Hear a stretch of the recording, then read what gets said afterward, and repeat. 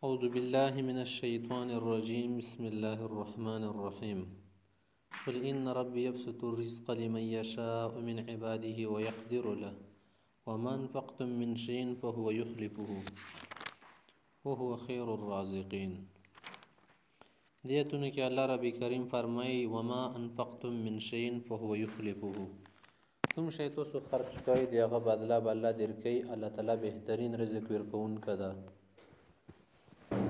دی آیت کې الله تعالی دا خبره کړې ده ګوره چې کوم شی تاسو څه خرج کوئ فهو یخلفه هغه بدله درته درکوي. بدلې نه بغیر شی نه پاتې کېږي. بدلې دپاره بلکل مخ پکېږي. بدله به ته پول ملیږي. دې کې یو حدیث ته ابو هریره صاحب بیان کړ د هغه نه موږ ته خبره واضحه شي چې کوم سړی کله ویر کړه کوي په ټیم زکات وباسي په ټیم باندې واجب صدقات او نفلي صدقات وباسي الله تعالی به دې ته په ټیم باندې بیا حاجت پوره کوي. ابو هريره صاحب حدیث ته فرمایي عن ابي هريره رضي الله عنه عن النبي صلى الله عليه وسلم قال بين رجل بفلات من الارض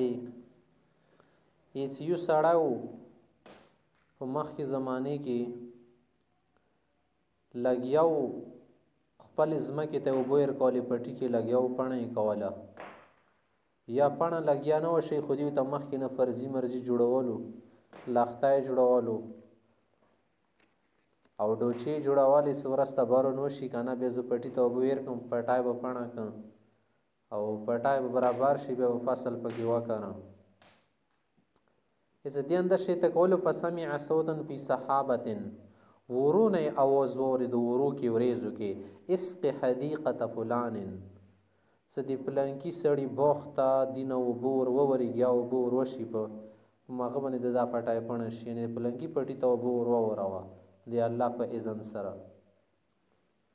فتنحى ذلك الصحاب فافرغ ماءه في حرة ایڅ کوم زینه دی دا ورکتل او ماغه ور دی هغه علاقې نه د سلوړو په څنګ شو ماغه نو بو ور دی بارون اوریدو یو الګاډي غونې علاقہ او شګلنه غوندې او بس کله خاډره ووريږي وځي کې کنه غزنه بیا لختای غونې خپل جوړیږي چوله غوندې ندیت نه روان شو فاذا شرجه من تلك الشراج قد استوعبت ذلك الماء كله. نه دغ سړی خو ورو کې اواز ورېدل او که نسیارې ته دې پلنکي سړي بوخته او بویر کا نو د ورو پسې لږ لوړ او ورونه برن شو څه بارون وشو هغه نه بیا لختی جوړ شو اوبه بایدل شروع شو نه دا سړی اوبو پسې روان شو دا اوبه اخر چې ته روانې د څنګې سړی داسې دې دپاره داسې خصوصي الله طرف نه رحم وشو فتتبع الماء اوبو پسې څه کله لړو فاذا رجل قائم في حديقته يحول الماء بمسحاته نو تلو د اوبو پټي ته ورسېدې هلته کې یو کاس یې وکتلو بیلچا ورسره و پټي کې لختي مختي پرزي بربرولو شیون نو دا سړی څه کله یې راغلی که نه تعجب کې هسې شو تپوس یې دنو که فقال له عبدالله ما اسمک ایتو نماز څه ده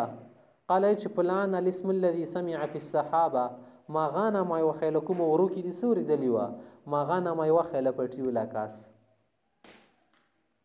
فقال لي يا عبد الله لما تسألني عن اسمي اپټیو علاقہ سوتیس تمونه د نامی تاسو څنګه کې एकदम تو روغ لدسي بیرن تاسو کې چال څه د خبره خو نه ضرورت مراد. فقال لي اني سمعت صوتا بالسحاب الذي هذا ماء ويقول اسقي حديقه فلان لاسمك فما تصنع فيها هیڅ زه خدا غوبو پسې روغ لکه ندازي ورکه مونه ما وردل ته نه ما وخستل شور کې زه څه کله د غوبو پسې روغلن تو ته روغلې تو ما غانمه د کوم ورو کې ردلې اخر ته داسې څه عمل کوي ستو د پر په دومره ټیم باندې بارون کېږي په ټیم باندې فاصل وغیره شون کېږي دا څه چل کوي تو څه عمل ده. قال سړي جابر کو اما اذا قلت هذا فاني انظر الى ما يخرج منها فتصدق بثلث واكل انا وعيالي ثلثا وارد فيها ثلثا رواه مسلم. اسړي جابر کو ګوره چې کله د موله پیداوار وشي فصل څه وشي زه درې حصې دي کې جوړاوم یوه حصه زه کې ګدم دوباره تخم د پاره سره دا بیا مسمې روشي بیا زه دا کارم ورکې د دویمه چې کومه دریمه حصه وي د دویمه راواخله دا ز صدقه کوم خلکو ته هر کوم فرض کو تور کې وزي نفلی وغیرہ خلکو ته پیدا ورسیږي د دریمه حصہ چې کوم وي د مو خپل باندې خرو کور ولا کاسونی خرو ناغوتل څه خبره خو ځکه هم داده کنه څه ته چې کې دومره طریقې سرار شای کوي نه ځکه خدای په دار چې په ټیم باندې دیر کوي نه څه کله کوم زکاتونه سي په ټیم باندې نیر کوي بان کې هغه باندې بیٹی ما بارون وریږي بیٹی ما بارون بیٹی ما دو بغوړې سمو فصل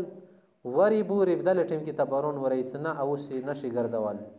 دا به خراب شي د نستړه به د کستمان به د کی ور پره و چیږي بنا اریون پریون بیوار زلاو به کې درې در باندې بندای به او سکله د کرل ټیمی به بارون نه کیږي په واچ به ور کاری به واړه واړه ټټه کی پوتی وي ملنګون غره ویلوړي واړه واړه فصل بدنه کیږي ټګنی فصل نسب نه جوړیږي بیا او ونه بیني کمزوري وي لکه یو سړی څه د ټول عمر مړی نه باج ساتي ټی مړی په خره د خور پور فاصل پوت شي دا ویلي زکات نه ورکی ورکی خال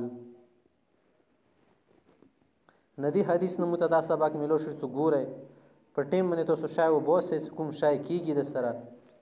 نو په دې طریقې سره تاسو ته خدای پاک په ټیم باندې بارونو ورای کارل ټیم کې او سکله د ریبل ټیم یو در باندې برنونه نه به بار شای په برابر طریقې سره د تکیږي